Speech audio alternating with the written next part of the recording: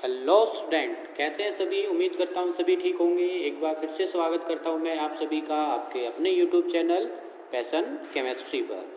तो आज हम 11वीं क्लास में एक नया टॉपिक, एक नई यूनिट स्टार्ट करने वाले हैं जिसका नाम है chemical bonding and molecular structures. और ये यूनिट स्टार्ट करने से पहले मैं सभी को एक पर्सनली एडवाइस देना चाहूँगा कि जिस भी बच्चे ने थर्ड यूनिट नहीं की है, थर्ड यूनिट आपकी कौन से वाली थी, classifications of element and periodic properties, तो प्लीज़ बच्चों एक बार वो वीडियो ज़रूर करना है आपको ये यूनिट स्टार्ट करने से पहले। अगर आपको वो यूनिट आती है तो ये लगा लो 50% यूनिट आप अच्छे से कर लोगे, 50% आपके कॉन्सेप्ट पहले से ही आपको क्लियर हो जाएंगे, ठीक है। और मैं आपको एक बात और बताऊं कि जो chemical bonding and molecular structure है, इस यूनिट में से आपके एग्ज़ाम में क्वेश्चन बिल्कुल डेफिनेटली आता है कोई, लेकिन इसमें हम अलग अलग टॉपिक पढ़ेंगे, उसमें से आएगा, डिपेंड करता है कि आपका एग्जामिनर कौन सा टॉपिक में से दे। लेकिन कॉम्पिटिटिव में इसमें से क्वेश्चन ज़्यादा आते हैं as comparison to third unit. इसमें क्या है, सबसे ज़्यादा जो टॉपिक पर क्वेश्चन पूछे जाते हैं आपके कॉम्पिटिटिव में या आपके बोर्ड एग्जाम में, वो रहता है स्ट्रक्चर्स या शेप ज्योमेट्री, इसके रिगार्डिंग, ठीक है। और उसकी जो स्ट्रक्चर है या जो आपकी शेप है उसको एक्सप्लेन करने के लिए इस यूनिट में हमारे पास डिफरेंट टाइप की क्या है, थ्योरीज आएंगी। जैसे वैलेंस बॉन्ड थ्योरी है, ठीक है, हाइब्रिडाइजेशन है, वीबीटी हाइब्रिडाइजेशन, और आपकी एमओटी आएगी, क्लियर है। आपकी कुछ हम हाइड्रोजन के बारे में पढ़ेंगे, जो हाइड्रोजन बॉन्डिंग के बारे में इसमें कुछ पढ़ने वाले हैं।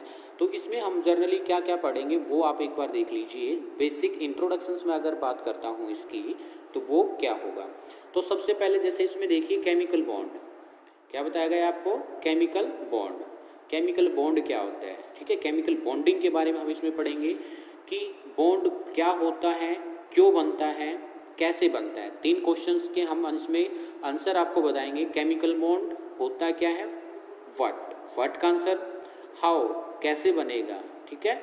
और थर्ड क्वेश्चन व्हाई नीड क्यों हुई, बनता क्यों है, कैसे बनता है, होता क्या है। इस तरीके से हम इसमें आपको सब कुछ बताने वाले हैं। तो बने रहिए आप मेरे साथ और सीखते रहिए chemical bonding and molecular structure. तो चलिए स्टार्ट करते हैं स्टूडेंट आज का हम अपना वीडियो। तो सबसे बेसिक से अगर हम आपको बताएं केमिकल बॉन्डिंग की शुरुआत कहाँ से होती है, तो ये होती है what is a bond. Chemical bond क्या होता है, आपसे आपका एग्जामिनर या आपका टीचर सबसे पहले अगर यही क्वेश्चन करने लग जाए, जैसे नाम से ही पता चल रहा है केमिकल बॉन्डिंग का मीनिंग क्या है, तो उसके लिए आपको पता होना चाहिए केमिकल बॉन्ड क्या होता है, केमिकल बॉन्ड क्या होता है, क्लियर है। तो अगर केमिकल बॉन्ड की हम बात करते हैं, ये जस्ट फोर्स ऑफ इंट्रैक्शन होता है। जैसे फॉर एग्जांपल, वैसे तो हम रिप्रेजेंट करते हैं, अगर हमारे पास एक ये मॉलिक्यूल्स है ए, सेकंड मॉलिक्यूल्स है आपके पास ए, और इसके बीच में क्या है, एक इलेक्ट्रॉन्स ये अपना लेके आया या एक इलेक्ट्रॉन्स ये अपना लेके आया, और इसको हमने क्या दिखा दिया, एक बॉन्ड से दिखा दिया, क्लियर है। इलेक्ट्रॉन्स की नीड होती है। लेकिन जैसे और एग्जांपल लेते हैं हम ऑक्सीजन का, ऑक्सीजन ये 2 बॉन्ड बनाता है। तो अब ये डिपेंड करता है कि ऑक्सीजन 2 बॉन्ड ही क्यों बनाता है। तो इसके लिए मैंने आपको क्या थर्ड यूनिट में वैलेंसी के बारे में बताया था। किसके बारे में बताया है, वैलेंसी के बारे में। तो उसमें आप देखोगे कि ऑक्सीजन की जब आप इलेक्ट्रॉनिक कॉन्फ़िगरेशन लिखते हैं तो इसके पास 2 अनपेड इलेक्ट्रॉन है, इसी वजह से ये कितने बॉन्ड बनाएगा, 2 बॉन्ड बनाएगा, क्लियर है। देखो अभी हमारे माइंड में कॉन्सेप्ट फिक्स हो रखा है कि बॉन्ड को हम एक लाइन से इस तरीके से क्या करेंगे, रिप्रेजेंट करेंगे, क्या करेंगे, हम रिप्रेजेंट करेंगे। लेकिन एक्चुअल में वो जो बॉन्ड होता है ये बैम्बो, एक तरीके से बैम्बो नहीं होता है, इस तरीके से कोई डंडा नहीं होता है, एक लाइन नहीं होता है, ये जस्ट फोर्स ऑफ अट्रैक्शन होता है। क्या होता है, फोर्स ऑफ अट्रैक्शन। समझ आया। तो सबसे पहली बात आप यही क्लियर कीजिए कि केमिकल बॉन्ड जो होता है it is not a bamboo, ठीक है, ये बैम्बो नहीं होता है, नॉट ए लाइन नहीं होता है, it is just force of attraction. क्या होता है ये, force of attraction between 2 particle. अब वो पार्टिकल क्या होंगे, एटम है, आयन है, मॉलिक्यूल्स है, इट्स डिपेंड, क्लियर है, ये डिपेंड करेगा। तो केमिकल बॉन्ड को अगर हम डिफाइन करते हैं, क्लियर हो रखा होगा आपको अभी तक मैं क्या बताने वाला हूँ आपको, और क्या एक नया कॉन्सेप्ट सिखाने वाला हूँ कि ये जस्ट फोर्स ऑफ अट्रैक्शन होता है, ठीक है, not a line, not a bamboo, ठीक है। It is the force of attraction,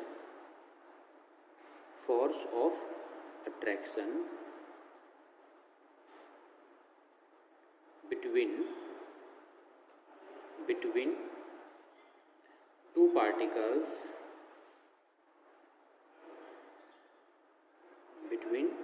two particles, और ये पार्टिकल्स क्या हो सकते हैं आपके? एटम्स, मॉलिक्यूल्स या आयंस, या क्या हो सकते हैं? आयंस। क्लियर है? इट इज रिप्रेजेंटेड बाय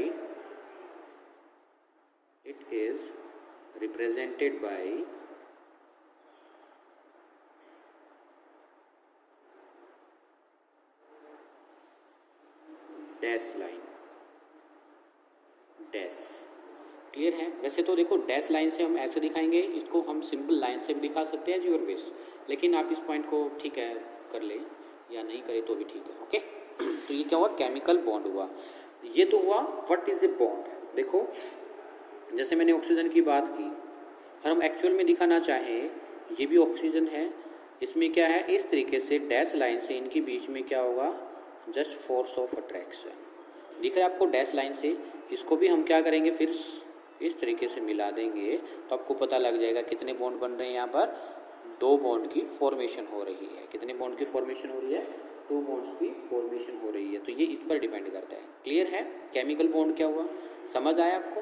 फिर क्वेश्चन है नेक्स्ट क्वेश्चन आपसे करते हैं कि वाई डू एटम्स कंबाइन। जो ये पार्टिकल लिखे हैं या एटम्स, मॉलिक्यूल्स, आयन लिखे हैं, ये कंबाइन क्यों होते हैं? ठीक है, why do atoms combine together, why do atoms combine together,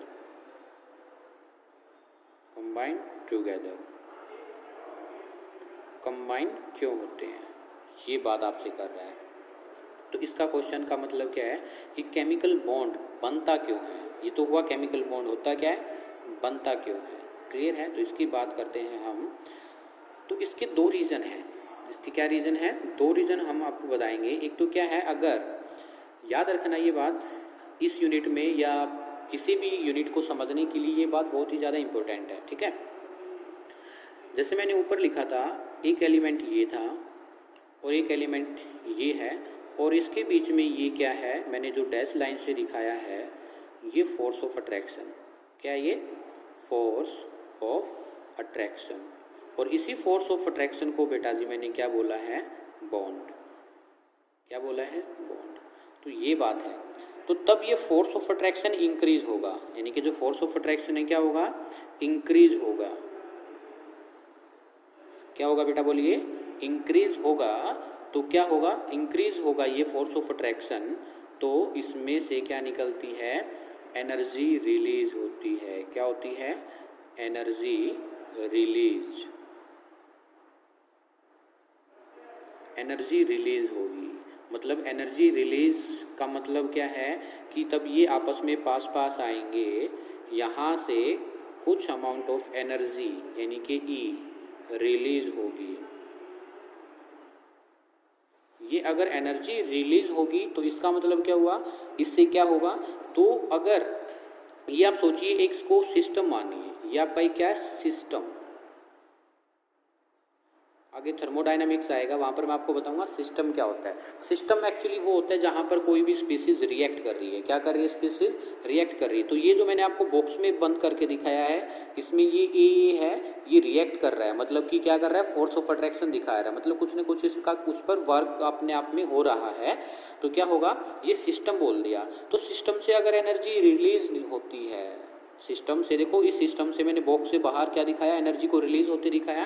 तो इस सिस्टम की एनर्जी क्या हो जाएगी? बोलिए, एनर्जी डिक्रीज हो जाएगी। मतलब तब ये आपस में बॉन्ड बनेगा तो एनर्जी क्या होगी? डिक्रीज होगी। And you know that what is the relation between energy? If energy is decreases and energy is inversely proportional to stability.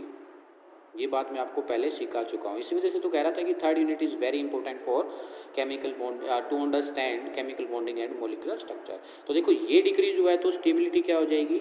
Increase. और एक माइंड में आज ही बात को आप फिट कर लीजिए कि इस यूनिवर्स में एवरी स्पीसीज जो है वो क्या होना चाह रही है? स्टेबल होना चाह रही है। क्या होना चाह रही है? वो स्टेबल होना चाह रही है। तो देखो इसमें कैसे स्टेबल होगी? जब ये एलिमेंट बॉन्ड बनाएंगे तो एनर्जी रिलीज होगी सिस्टम की, तो एनर्जी रिलीज होगी तो मतलब क्या होगा, एनर्जी सिस्टम की डिक्रीज होगी, और एनर्जी डिक्रीज होगी तो स्टेबिलिटी क्या होगी, इंक्रीज होगी। तो ये आपका क्या है, फर्स्ट फैक्टर है। तो tendency to acquire minimum energy, first factor को आप क्या लिख सकते हो, टेंडेंसी टू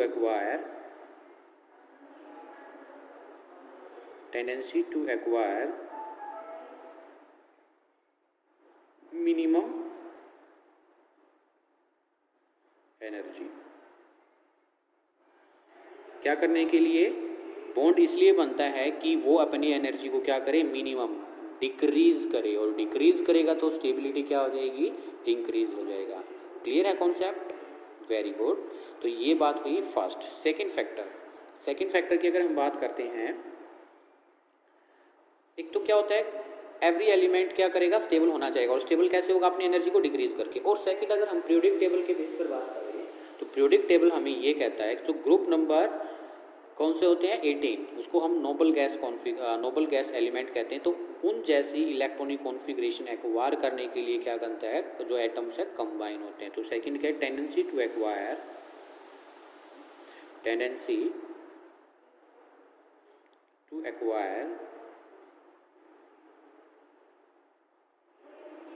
नोबल गैस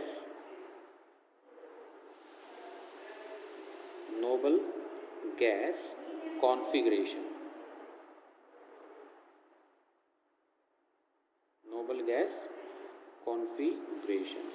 मतलब क्या कहना चाह रही है आपसे कि जब एटम्स एक दूसरे के साथ आएंगे तो क्या करेंगे, वो इलेक्ट्रॉन्स का क्या करेंगे, गेन और लॉस। देखो तब भी कोई बॉन्ड बनता है तो क्या है, उसमें जो पार्टिसिपेट करते हैं, आपने फर्स्ट यूनिट में सीखा था या सेकेंड यूनिट में भी सीखा था, क्या जो इलेक्ट्रॉन होता है वो पार्टिसिपेट करता है। कौन पार्टिसिपेट करता है, इलेक्ट्रॉन पार्टिसिपेट करता है for the formation of a bond, ठीक है। या केमिकल रिएक्शन में बॉन्ड बनता है या टूटता है तो उसमें इलेक्ट्रॉन ही पार्टिसिपेट करता है। तो इसमें क्या है, या तो इलेक्ट्रॉन्स की शेयरिंग होगी या इलेक्ट्रॉन्स का क्या होगा, ट्रांसफ़र होगा। यस और नो। एक बात देखिए, अभी हम टाइप्स ऑफ बॉन्ड पढ़ने वाले हैं तो उसमें मैं आपको बताऊंगा, आपने या 9th या 10th क्लास में भी सीखा था, जो बॉन्ड बनता है ये आपके पास एक स्पीसीज है ए, ये भी स्पीसीज है, लगाओ बी, एक स्पीसीज है ए, एक स्पीसीज है बी। तो अगर ए अपने इलेक्ट्रॉन्स को ट्रांसफ़र कर रहा है बी की तरफ, तो अगर ट्रांसफ़र से जो बॉन्ड बनता है, नेक्स्ट हम जस्ट इसके बाद करने वाले हैं, उसको हम कहते हैं आयनिक बॉन्ड। क्या कहेंगे, आयनिक बॉन्ड। अगर आपका एक स्पीसीज है ए, दूसरी वाली भी क्या है बी, या सी लगा लो आप, बी के साथ तो ट्रांसफ़र हुआ है, सी स्पीसीज है, इसका इलेक्ट्रॉन ये रहा, सी का इलेक्ट्रॉन ये रहा। अगर ये म्यूचुअल शेयरिंग से ये अपना इलेक्ट्रॉन्स लेके आए और ये अपना इलेक्ट्रॉन्स लेके आए, तो इस टाइप से जो बॉन्ड बनता है उसको हम कोवलेंट बॉन्ड कहते हैं, जो म्यूचुअल शेयरिंग से बनता है। बोलो यस और नो, ये बात आप सभी को पता है या जानते हैं, अगर मेरे इस वीडियो आपने पीछे वाले आप देखे हैं तो, ठीक है। तो आयनिक बॉन्ड है, कोवलेंट बॉन्ड है, हाइड्रोजन बॉन्ड है, मेटेलिक बॉन्ड है, ठीक है, वंडरवाल बॉन्ड है, ये हम आगे पढ़ेंगे अभी। तो ये क्या है, अगर ऐसा कुछ करते हैं या तो ट्रांसफ़र करते हैं या शेयर करते हैं, तो ये नोबल गैस जैसी क्या करते हैं, इलेक्ट्रॉनिक कॉन्फ़िगरेशन एक्वायर कर देते हैं। और नोबल गैस जैसे एक एग्जांपल्स लेता हूँ मैं अभी, हमारे पास एग्जांपल है बेटा neon atomic number 10, electronic configuration पीछे सीखी आपने 1s2 2s2 2p6, और इसको हम क्या कहते हैं, जो ये 2 वाले हैं, एल का पार्ट है, ये एल सेल का पार्ट है, यानी कि एल सेल में कौन कौन सी सब सेल आती है, 2s एंड 2p, तो इसको हम एक ग्रुप कह सकते हैं। तो इसमें आउटर मोस्ट इलेक्ट्रॉन कितने हैं, 6 तो ये रहे, 2 ही रहे, तो टोटल आउटर मोस्ट इलेक्ट्रॉन कितने हुए, outer most electron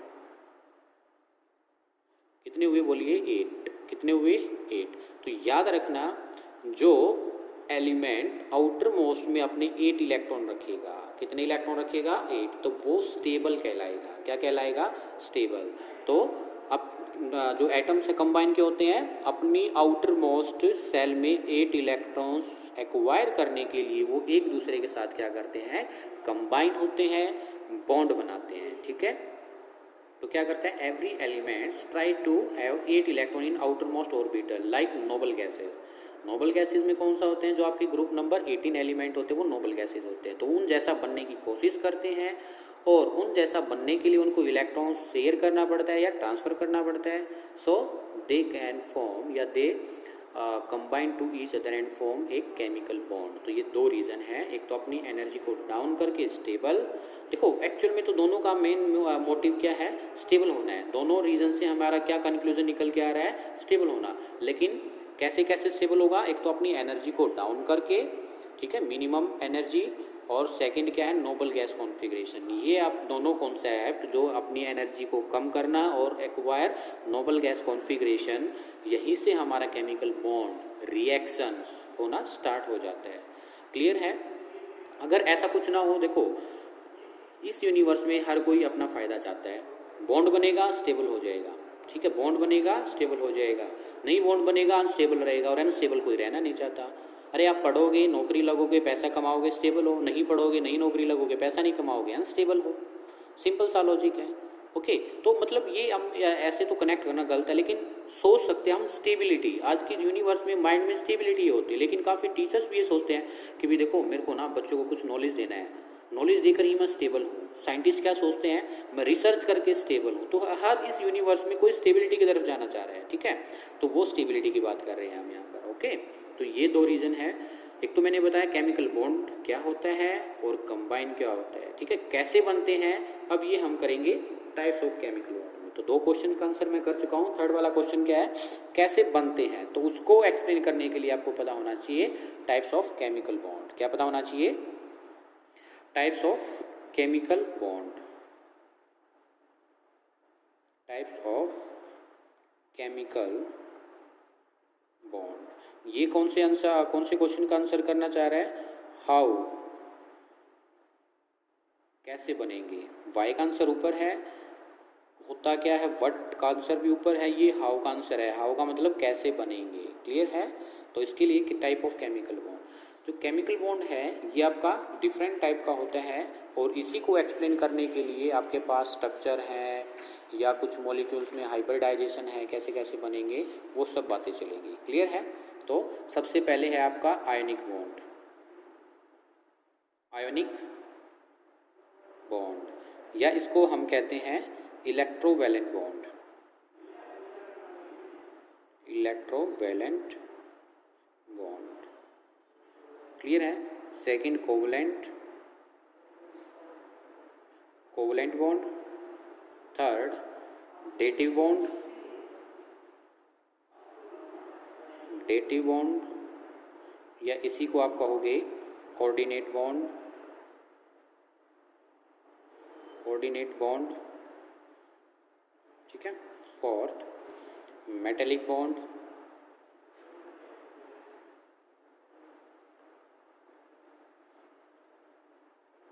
metallic bond. Fifth hydrogen bond, H for hydrogen bond. 6 van der Waals bond,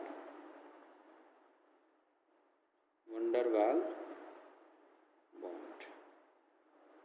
clear है। तो ये अगर हम कंप्लीट डिस्कस कर लेंगे, और जो मेन है कोवलेंट बॉन्ड को एक्सप्लेन करने के लिए आपके पास डिफरेंट थ्योरी आएंगी, लाइक VBT है, ठीक है, आपके पास हाइब्रिडाइजेशन है, या मोलिकुलर ऑर्बिटल थ्योरी MOT है।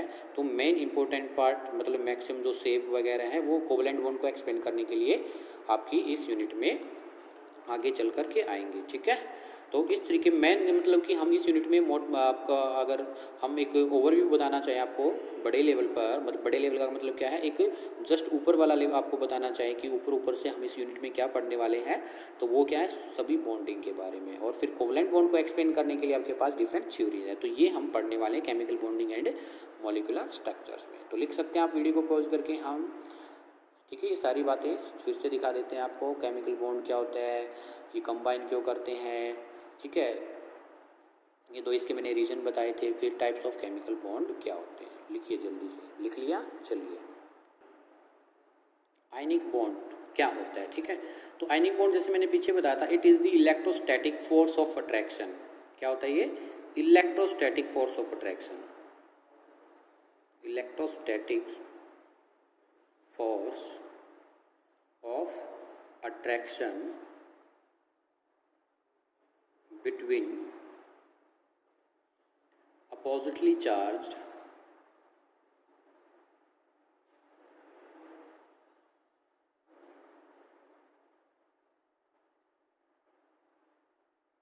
अपोजिटली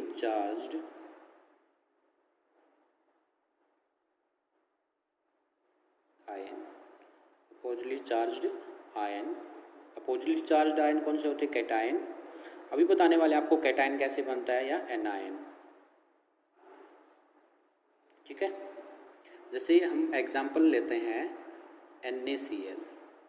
अगर Na को हम कहें कि ये पॉजिटिव है, फिलहाल ये मान लीजिए, और इस पर नेगेटिव है, कैसे आएगा अभी बताने वाले आपको। तो Na क्या है? पॉजिटिव चार्ज एक्वायर करता है और Cl नेगेटिव चार्ज एक्वायर करता है। तो क्या है, इन दोनों के बीच में फोर्स ऑफ अट्रैक्शन होगा। इन दोनों के बीच में क्या होगा? Force of attraction. और इसको हमने बोला है इलेक्ट्रोस्टैटिक्स। किस टाइप का फोर्स ऑफ अट्रैक्शन बोला है? Electrostatics. Electrostatic force of electrostatics का मतलब क्या है? इलेक्ट्रॉनिक टाइप से। ठीक है, इलेक्ट्रॉन, इसके पास इलेक्ट्रॉन्स की डेफिशिएंसी है, इसके पास इलेक्ट्रॉन की एक्सेस है, मतलब इसको तो क्या चाहिए है? इलेक्ट्रॉन चाहिए है, इसको इलेक्ट्रॉन देना, एक तरीके से ये मान सकते हो आप। और एक बात याद रखना कि जो न्यूट्रल एटम्स होते हैं जिस पर कोई चार्ज नहीं होता है, वो मोर स्टेबल होते हैं एज कंपेरिजन टू पॉजिटिव और negative, as comparison to positive और नेगेटिव। तो इनके बीच में कैसा है? Force of attraction electrostatic type से है, और ये अपोजिटली चार्ज के बीच में ही होते हैं इलेक्ट्रोस्टैटिक फोर्स ऑफ अट्रैक्शन। बनता कैसे है? तो ये तो हुआ आयनिक बॉन्ड होता कैसे क्या है और बनता कैसे, वो देख लीजिए। एक एग्जाम्पल आपको दिखा रहे हैं। हमारे पास क्या है? Na, sodium, atomic number 11। Configuration लिखें इसकी, तो कॉन्फ़िगरेशन क्या होगी? 1s2 2s2 2p6 3s1। मतलब इसकी आउटर मोस्ट में कितना इलेक्ट्रॉन है? 1। ओके, इसके पास फिर 3p 0 है। ऐसे ही क्लोरीन का एग्जाम्पल्स लेते हैं। 17 होता है atomic number, 1s2 2s2 2p6 3s2 and 3p5। तो एक बात बताइए, इसकी आउटर मोस्ट में कितने इलेक्ट्रॉन हैं? 7, और इसकी में कितना है?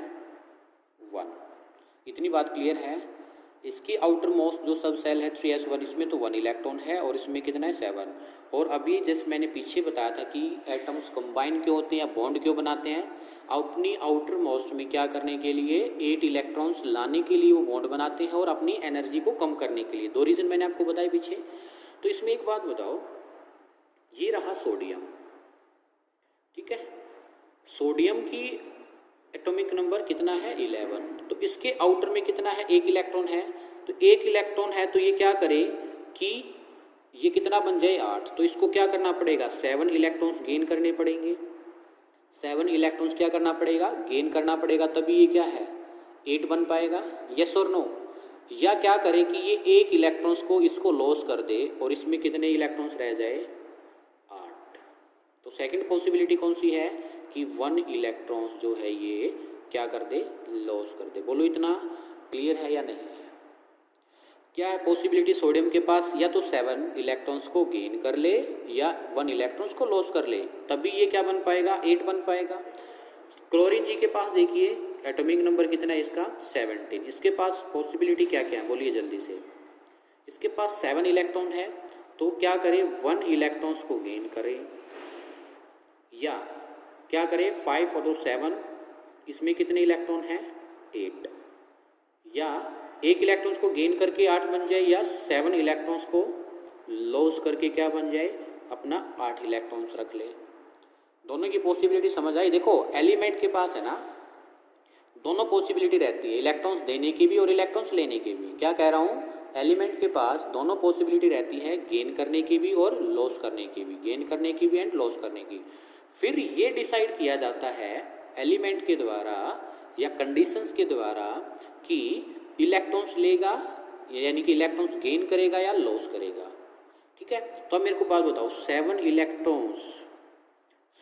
इलेक्ट्रॉन्स गेन कर पाना बड़ी बात है या एक इलेक्ट्रॉन्स को लॉस कर पाना? तो 7 इलेक्ट्रॉन्स को गेन कर पाना बड़ी बात है, यस और नो? मतलब इसके लिए इजी बात कौन सा है कि भाई ये कहेगा सोडियम देखो 7 इलेक्ट्रॉन्स लेना तो मेरे बस की बात है नहीं, मेरे में इतनी पावर है नहीं। हाँ ऐसा हो सकता है कि मैं एक इलेक्ट्रॉन्स को लॉस कर दूँ, यस और नो? ठीक है, तो अगर एक इलेक्ट्रॉन्स को लॉस कर देगा तो कैसे बनेगा अभी आपको बताने वाले हैं हम आपको, ठीक है। सेकंड ये है कि इसके पास 7 इलेक्ट्रॉन्स लॉस करने की पॉसिबिलिटी है और एक इलेक्ट्रॉन्स को गेन करने की पॉसिबिलिटी। कौन सी पॉसिबिलिटी इजी रहेगी सर? एक इलेक्ट्रॉन्स को गेन करने की पॉसिबिलिटी इजी रहेगी। और एक बात देखिए, आपको क्या है कहीं से अरेंजमेंट करनी पड़ जाए पैसों की। अगर आपको कोई ये बोले कि भाई एक तो कि आप स्टूडेंट हो 5,000 रुपये अरेंज कर दो, ठीक है, और एक दूसरे वाला बंदा आपको कहता है कि आप सिर्फ 100 रुपये अरेंज कर दो, तो कौन से वाला इज़ अ प्रोसेस है? 100 रुपये वाला। तो यही एलिमेंट का केस है, इलेक्ट्रॉन्स लेना और देना कैसे चलता रहेगा? जो इजी प्रोसेस है वही अपना लेंगे, ठीक है। तो इजी प्रोसेस कौन सा है? सोडियम के लिए एक इलेक्ट्रॉन्स को लॉस करना, क्लोरीन के लिए एक इलेक्ट्रॉन्स को गेन करना। तो देखिए अब बात आएगी, जो सोडियम है 11 एटॉमिक नंबर है, तो इसको क्या है, कौन सा प्रोसेस इजी है इसके लिए? 1 इलेक्ट्रॉन्स को लॉस करना। देखो मैं इसको इतना डीपली इसलिए बता रहा हूँ क्योंकि सभी के लिए सेम केस रहेगा आयनिक बॉन्ड की फॉर्मेशन के लिए, इस वजह से। तो सोडियम क्या करेगा, सोडियम जो है पहले तो गैसियस एटम में जाएगा, सॉलिड से किस में कन्वर्ट होगा? पहले तो गैसियस। आगे लैटिक्स एनर्जी का डायग्राम आएगा, मैं वहीं पर आपको बताने वाला हूँ। तो सोडियम तो पहले क्या है, गैसियस स्टेट में है, तो एज्यूम कीजिए गैसियस स्टेट में है, तो गैसियस में से अपना एक इलेक्ट्रॉन्स निकालेगा। ये क्या निकालेगा? एक इलेक्ट्रॉन्स निकालेगा। और याद रखना बेटा, जो इलेक्ट्रॉन्स लॉस करता है, जो इलेक्ट्रॉन्स लॉस करता है उस पर पॉजिटिव चार्ज आता है, +1 इलेक्ट्रॉन्स। अब एक बात बताओ, किसी भी एलिमेंट में से इलेक्ट्रॉन्स को निकालने के लिए जो एनर्जी रिक्वायर्ड होती है उसको आपने क्या सीखा था पीछे? बोलो, आयनाइजेशन एनर्जी कहा था या नहीं कहा था? और जो इलेक्ट्रॉन्स को एक्सेप्ट करता है, क्लोरीन गैस है, प्लस जो इलेक्ट्रॉन्स को एक्सेप्ट करता है, मतलब किसी भी न्यूट्रल एलिमेंट में इलेक्ट्रॉन्स को हम ऐड करते हैं तो उसको हम क्या कहते हैं? Electron affinity. क्या कहते हैं? Electron affinity. तो इसके लिए क्या है? क्लोरीन की एफिनिटी। तो इसको हम क्या कहेंगे? Cl negative. तो ये भी बात याद रखना, ये भी गैसियस एटम है, ये भी गैसियस एटम है। तो किसी भी न्यूट्रल एलिमेंट में अगर हम इलेक्ट्रॉन्स ऐड करते हैं तो उस पर नेगेटिव चार्ज आता है। कोई इलेक्ट्रॉन्स लॉस करता है तो पॉजिटिव चार्ज, इलेक्ट्रॉन्स को गेन करता है तो नेगेटिव। बहुत अच्छे से याद रखना है। अब क्या होगा, ये Na पॉजिटिव और Cl नेगेटिव, Na पॉजिटिव और Cl नेगेटिव के बीच में जो अट्रैक्शन आएगा, जो मैंने ऊपर दिखाया था, इसी को हम कहते हैं आयनिक बॉन्ड। क्या कहते हैं? Ionic bond. क्लियर हुआ आयनिक बॉन्ड क्या है, कैसे बना, क्यों बना, और ये किस वजह से बना है? Electrostatic force of attraction. किस वजह से बना है? इलेक्ट्रोस्टैटिक फोर्स ऑफ अट्रैक्शन की वजह से ये बना है। ओके, तो अब देखो, जो ये इसके बीच में आयनिक बॉन्ड बना है, तो इसको मैं ऐसे दिखा दूं। अब समझ गए होंगे कि डैश से दिखाते, लेकिन हम जो जर्नल रिप्रेजेंटेशन है उसको ऐसे ही दिखाएंगे, सिंपल लाइन से। तो इसको हम कहते तब एक एनायन, यानी कि तब एक कैटायन और एक एनायन आपस में एक क्या बनाते हैं? बॉन्ड बना करके एक मॉलिक्यूल्स बना लेते हैं। तो ये भी एक आयन है, ये भी एक क्या है? आयन है। इसको तो मैंने क्या कहा, जिस पर पॉजिटिव चार्ज है कैटायन, और इसको क्या कहा? एनायन। जिस पर नेगेटिव चार्ज उसको मैंने क्या कहा? एनायन। ये भी बात याद रखनी बच्चे, काफ़ी बार अपोजिट लिख देते हैं, जिस पर पॉजिटिव उसको एनायन लिख देते हैं और जिस पर नेगेटिव उसको कैटायन लिख देते हैं, ठीक है। तो इस वाली जो कैटायन और एनायन, यानी कि जो आयन से मिलकर एक क्या बना दे? NaCl। और ये NaCl कैसा होगा बेटा? बोलिए, सॉलिड। तब किसी भी आयन से, कैटायन और एनायन से एक सॉलिड सब्सटेंस बनता है, तो उसमें से जो एनर्जी निकलती है उसको हम कहते हैं लैटिक्स एनर्जी। क्या कहते हैं? L.E। क्या कहेंगे? L.E। The amount of energy release या required for the formation of a solid compound from its constituent ions. यानी कि आप ऐसे कह सकते हो, when ions are combined and form a solid substance, then amount of energy is released. ठीक ठीक है, उसको हम क्या कहेंगे, लैटिक्स एनर्जी। क्लियर है, साइड में लिख देता हूँ L.E का क्या मतलब है, लैटिक्स एनर्जी। आएगा आगे डीपली में आपकी, इस पर न्यूमेरिकल्स भी आएंगे एक दो, तो उसको हम क्या कहेंगे, लैटिक्स एनर्जी। क्लियर है लैटिक्स एनर्जी क्या है। फिर इसके बाद आपसे एक क्वेश्चन और भी कर लिया जाता है, इलेक्ट्रोवैलेंसी क्या होता है। क्या कर लिया जाता है, इलेक्ट्रोवैलेंसी। इलेक्ट्रोवैलेंसी क्या होता है, तो इलेक्ट्रोवैलेंसी याद रखना, इलेक्ट्रो जो वर्ड है ये है इलेक्ट्रॉन से, किससे है ये, रिलेटेड है इलेक्ट्रॉन से। ठीक है, इलेक्ट्रॉन, तो ये क्या होता है, number of electron transfer from an atom to the other formation of ionic bond. इसको आप कह सकते हो, it is the number of electron transfer, it is the number of electron transfer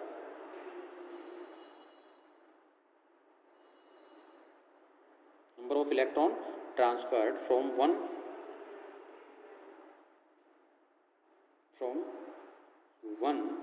atom to other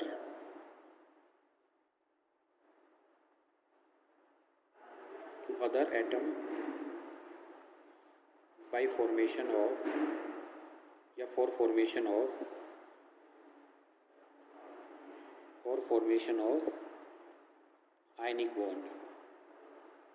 ionic bond बनाने के लिए एक atom से दूसरे एटम की तरफ कितने इलेक्ट्रॉन ट्रांसफर किए गए हैं उसको हम इलेक्ट्रोवैलेंसी कहते हैं।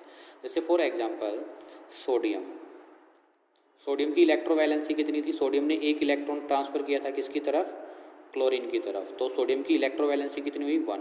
अगर हम बात करें मैग्नीशियम का एटॉमिक नंबर कितना है, 12, 1s2 2s2 2p6 3s2।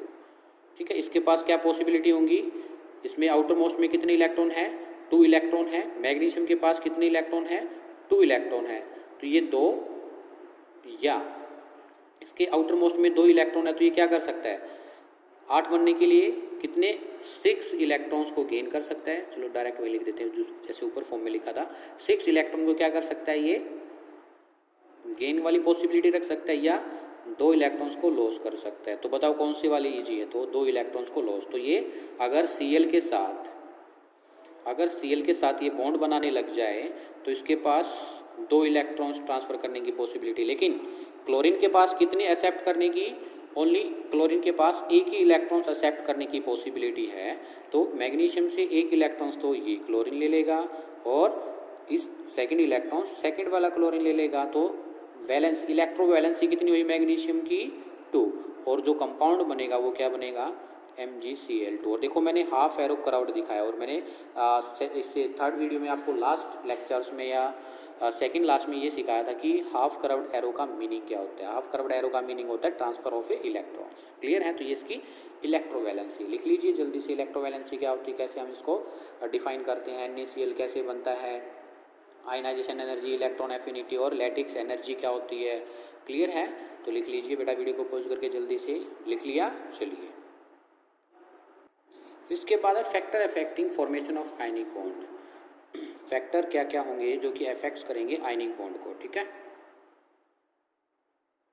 Factors affecting ionic bond. Ionic bond को कौन कौन से फैक्टर अफेक्ट करेंगे। ओके, तो ये जनरली डिपेंड करता है 3 मेथड्स पर, या 3 फैक्टर्स है मेनली, कितने, 3 फैक्टर्स जो इसको अफेक्ट करेंगे। फर्स्ट देखो, कोई भी क्या कर रहा था, एक एटम सा या एलिमेंट सा इलेक्ट्रॉन्स को क्या कर रहा था, लॉस, तो उसके लिए आयनाइजेशन एनर्जी रिक्वायर्ड थी।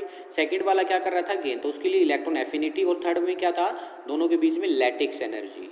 ठीक है, तो ये 3 फैक्टर है, आयनाइजेशन एनर्जी, तो आयनाइजेशन एनर्जी कैसे करेगा, जो जितना जल्दी से इलेक्ट्रॉन्स को लॉस कर देगा, जो भी एटम्स इलेक्ट्रॉन्स को जितना जल्दी से लॉस करेगा उतना ही जल्दी से इलेक्ट्रॉन्स का क्या होगा, ट्रांसफर, और जितना जल्दी से इलेक्ट्रॉन्स का ट्रांसफर होगा उतना ही इजीली से क्या बन जाएगा, आयनिक बॉन्ड। क्या बनेगा, आयनिक बॉन्ड। तो metal almost have low ionisation energy चाहिए, मेटल के पास क्या होना चाहिए, metal have low ionisation energy. Low ionisation energy का मीनिंग क्या है? यहाँ पर जितनी लो आयनाइजेशन एनर्जी होगी उतना ही जल्दी से क्या होगा, मोर कह सकते हो आप क्विकली लॉस ऑफ इलेक्ट्रॉन या इजिली लॉस ऑफ इलेक्ट्रॉन। क्या हो जाएगा? Easily loss of electron takes place for the formation of ionic bond. जैसे एग्जाम्पल एल्कली मेटल्स। कौन से मेटल्स होते हैं एल्कली मेटल्स? ग्रुप 1 जितने मेटल्स होते हैं, ग्रुप 1 के जो मेटल्स होते हैं उनको एल्कली मेटल्स कहते हैं और इनकी सबसे लो आयनाइजेशन एनर्जी होती है और सबसे अच्छा आयनिक बॉन्ड बनाने में सक्सेस भी होते हैं ये। ठीक है। Second, electron affinity. तो इलेक्ट्रॉन एफिनिटी क्या होनी चाहिए? जो इलेक्ट्रॉन एफिनिटी है मेटल्स, इलेक्ट्रॉन एफिनिटी सबसे अच्छी किसकी होती है? मेटल्स या non metals? Non metals. Electron affinity non metals atoms या नॉन मेटल एटम्स हैव क्या होनी चाहिए? Electron affinity high electron affinity होनी चाहिए। ठीक है, ताकि वो अच्छे से क्या करे, इलेक्ट्रॉन्स को एक्सेप्ट करे, so that they gain electron easily. ठीक है। Third, lattice energy. थर्ड क्या है? Lattice energy.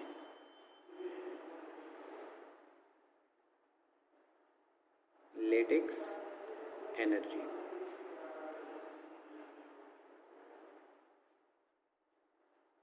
लैटिक्स एनर्जी क्या होगी? Lattice energy must be high. Lattice energy क्या होनी चाहिए? हाई।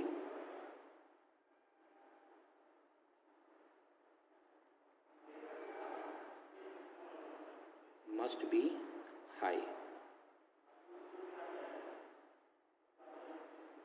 होनी चाहिए। ठीक है, because more is the lattice energy, more stable will be the ionic compound and stronger will be the ionic bond. क्या है इसका रीज़न? और ये लैटिक्स एनर्जी हाई होगी या कम होगी, इसके लिए 2 फैक्टर हैं, उसको मैं अभी बताने वाला हूँ। ठीक है, लैटिक्स एनर्जी क्या होगी? अगर मोर होगी तो मोर आयनिक कंपाउंड होगा, मोर स्टेबल होगा। मोर लैटिक्स एनर्जी तो more will be the stability.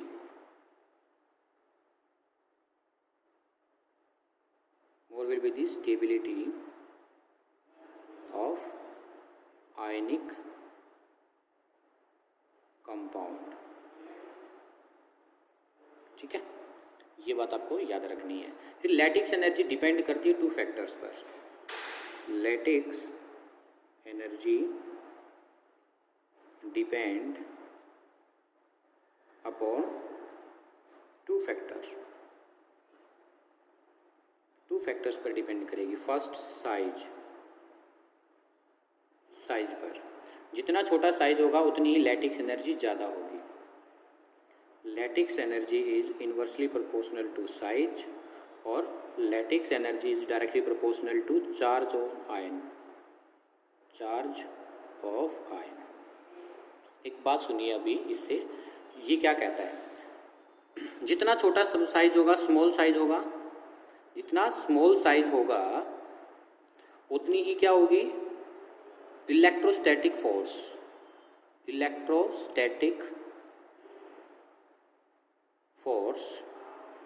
High. उतना ही ज़्यादा क्या होगा? इलेक्ट्रोस्टैटिक फोर्स हाई होगा। क्लियर है? और जितना ज़्यादा इलेक्ट्रोस्टैटिक फोर्स हाई होगा उतनी ही अच्छे से क्या होगा? So stronger ionic bond will be formed. उतना ही अच्छे से क्या बनेगा? आयनिक बॉन्ड फॉर्म होगा। और जितने अच्छे से क्या होगा? स्ट्रोंगर आयनिक बॉन्ड होगा, उतनी ज़्यादा क्या होगा? स्टेबल होगा। और ये क्या लिखा मैंने? Lattice energy directly proportional to charge. Charge का जितना ज़्यादा चार्ज होगा, जितना ज़्यादा पॉजिटिव चार्ज होगा, उतना ही जो साइज ऑफ कैटाइन है वो स्मॉल होगा। ये पीछे मैं एक्सप्लेन कर चुका हूँ। जितना ज़्यादा चार्ज होगा, जैसे मैंने बोला था आपको, अगर आपके पास Al3 पॉजिटिव है, Mg2 पॉजिटिव है और Na पॉजिटिव है, तो इस पर कितना चार्ज है? 3 पॉजिटिव, इस पर कितना चार्ज है 2 पॉजिटिव, और इस पर कितना है 1 पॉजिटिव। अगर आपको कहे कि बताओ इन तीनों में से साइज किसका बड़ा होगा या साइज किसका छोटा होगा, तो बताइए। तो साइज अगर बात करें तो जितना कम चार्ज होगा उतना ही साइज क्या होगा, लार्ज होगा। तो सबसे बड़ा साइज Na का, फिर मैग्नीशियम का, फिर एल्यूमिनियम का। और जितना छोटा साइज होगा उतनी ही लैटिक्स एनर्जी क्या होगी, ज़्यादा होगी। तो ये एक तो साइज वाला फैक्टर है, क्लियर है। और सेकंड जो फैक्टर है वो हम कह सकते हैं कि आयनाइजेशन एनर्जी है और इलेक्ट्रॉन एफिनिटी है और लैटिक्स एनर्जी, इन तीनों का कॉम्बिनेशंस, ठीक है। तो आपको आयनिक बॉन्ड बनने के लिए जो बी फैक्टर है वो क्या है, lattice energy plus electron affinity की जो वैल्यू है वो ज़्यादा होनी चाहिए किससे, आयनाइजेशन एनर्जी से। अगर ये कंडीशन फुलफिल हो रही है, if that condition, if the lattice energy and electron affinity is more than the ionisation energy, only that ionic bond will be formed। ये बात आप याद रखना, ठीक है। सेकंड कंडीशन ये है, एक तो साइज वाला, एक ये, और वरना साइज 3 फैक्टर भी लिख सकते हैं एज योर विश। साइज हो गया, चार्ज हो गया, चार्ज ऑफ आयन, और थर्ड वाला ये, ठीक है। तो अपनी लैंग्वेज में लिख लेना, if the lattice energy and electron affinity is greater than the ionisation energy, only that will be ionic bond formed. Only that, या ऑन दिस कंडीशन,